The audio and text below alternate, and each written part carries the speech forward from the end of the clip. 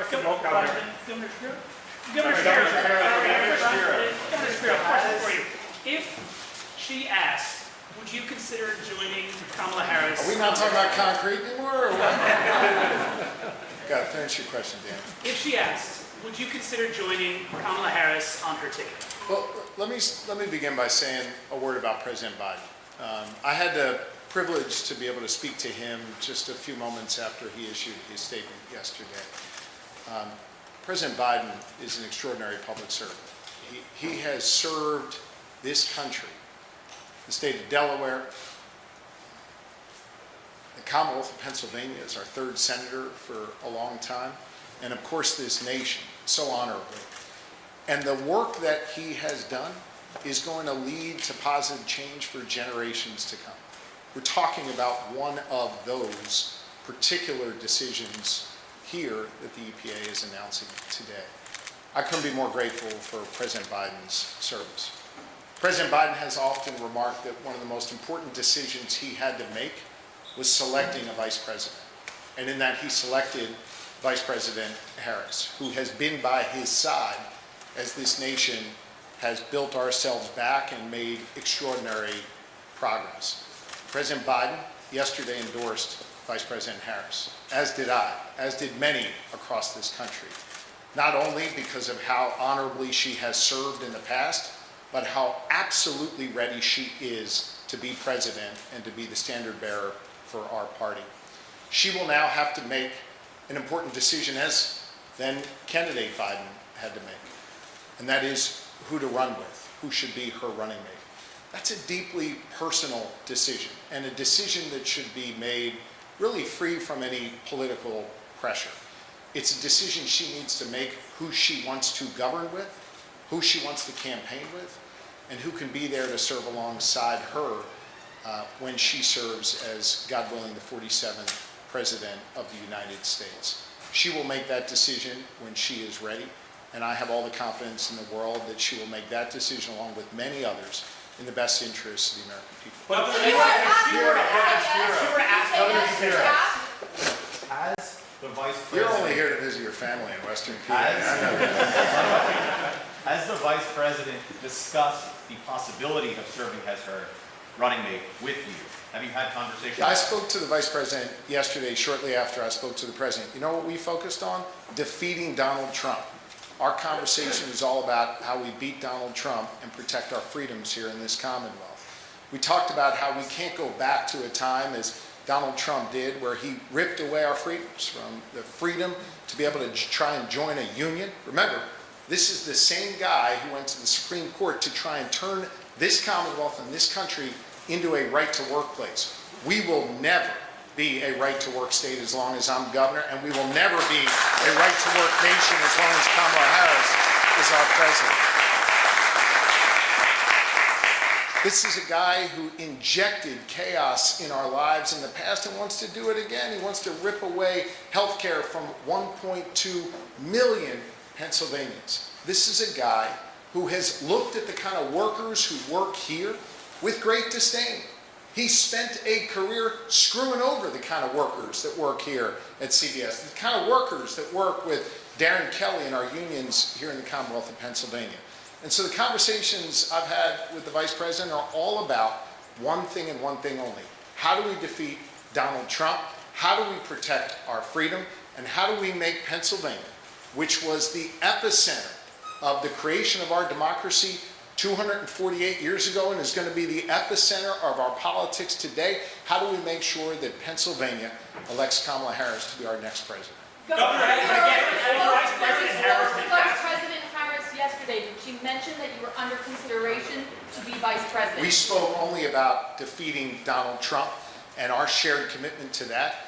I immediately gave her my endorsement and said I would do everything in my power to support her here in the Commonwealth of Pennsylvania. if you were coming today and asking, would you say yes? She asked you the question. I'm happy to try and answer your questions. I just don't have understand to hear them one at a time. I just said you don't want her doing all that thinking if you're going to say no, though. What's the question? You said that you want her to be able to think hard and pick who she wants. Would you at least be interested, as a well-loved governor of the largest battleground Oh, state? you're so nice. I appreciate it. Yeah, I love. focused on is defeating Donald Trump. You know, I served as Attorney General when he was president. I had to take that guy to court over and over and over again, by the way, won every single time, to defend our right to vote, to defend women's reproductive rights, to defend the rights of workers to be able to form and join a union. We do not want to go back to that. We don't want to go back to a time where Donald Trump literally sued the Commonwealth of Pennsylvania to disenfranchise our voters here. And by the way, he and his allies sued us 43 times. He went 0-43, I went 43-0, and we had a free and fair, safe and secure election that Joe Biden won in 2020. What I am focused on is making sure we don't go back to Donald Trump's chaos and that we elect Kamala Harris, the next president of the United States. I will tell you that I have known the vice president for nearly 20 years. Nearly 20 years. We have both been prosecutors. We have both stood up for the rule of law. And we have always both been for the people. That is diametrically opposed to everything Donald Trump has stood for. A man who has routinely screwed over the people. A man who has no respect for the rule of law. And I'll tell you what, I like our chances running a prosecutor against a guy who's a convicted felon 43 times over so far. Governor, if you reported that Eric Holder's law firm is handling the vetting of VP candidates, have you heard from anyone in that law firm? I have not, no. Governor, this one, other governors already taken themselves out of the running for vice president. I don't know who's talking, I'm sorry. Hi. Yes, hi. Sorry. If the vice president asked you to be her running mate potentially, I'm not going to engage in hypotheticals. This is a deeply personal decision the vice president will make. She will make it on her own timetable and her own timeline. She needs to choose someone that she's prepared to govern with, campaign with, and someone that she feels most comfortable with. And that decision should be made free of any sort of political sir, pressure. are you interested in the job? I'm focused on doing my job here in the Commonwealth of Pennsylvania. I'm focused here on bringing in the second largest federal investment. And I'm focused every single day on 3 letters, GSD. We focus on getting shit done for the good people of Pennsylvania. I want to see, I think the Newcastle News, which is the New York Times of Lawrence County, had a question. Hang on. You all have your hands up back there? All right, go ahead. Governor, if I may, it sounds like you made it clear you don't want to engage in that hypothetical, but do you think that... I think I literally did. But, I mean, you understand why we're asking the question, because you're going to continue to get this question posed to you. Listen, I'm just psyched y'all are here in Western PA. I hope you stop by Eaton Park, get some cookies. I hope you stay in our hotels. Yeah. I hope you spend a whole lot of money here. I'm with the Action News Force, so I mean, we've been covering you day to day, but do you think you're among the most qualified candidates? I'm not going to engage in that. The vice president, who will soon be our 47th president, she will make that determination going forward as to who is best to serve alongside her in running this country.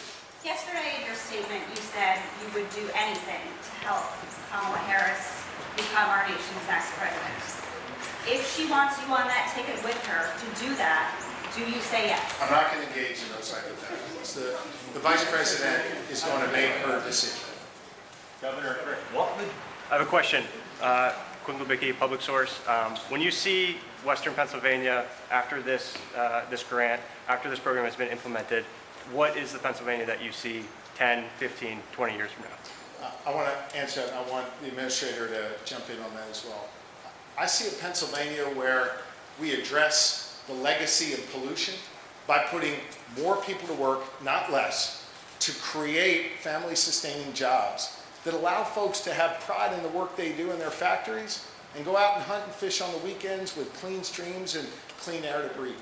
I see a Pennsylvania where we have been a leader on energy production for generations. We are a net energy exporter. We are proud of that heritage, and we are proud of what that means for Pennsylvania families, and we believe that that is going to help us move forward in a cleaner, greener environment, that puts more folks in organized labor to work, that puts more food on the table for families, that lets that family that was maybe struggling know that they can provide for their kids, they can feed them, they can maybe take them on that week vacation in the mountains, that they can have that opportunity to live a dignified life.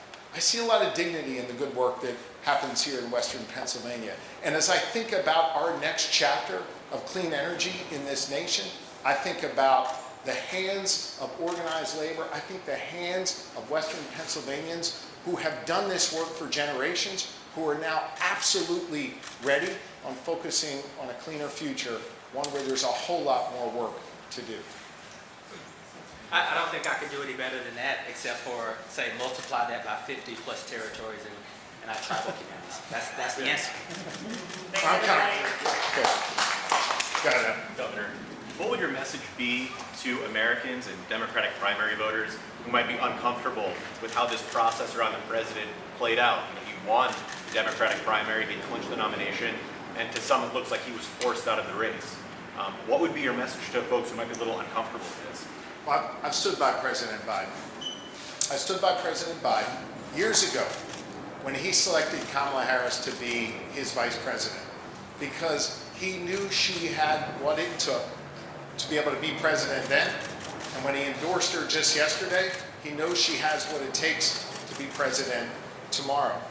She has been preparing for this, and she is ready to go. And I'm proud to stand with her, as are scores of Democratic elected officials, as well as Democrats and Republicans and independents I've spoken to in the community who are excited about this, who understand the very serious threat that Donald Trump poses to our fundamental freedoms, who understand the very serious risk our democracy faces if Donald Trump is given the keys to the White House again.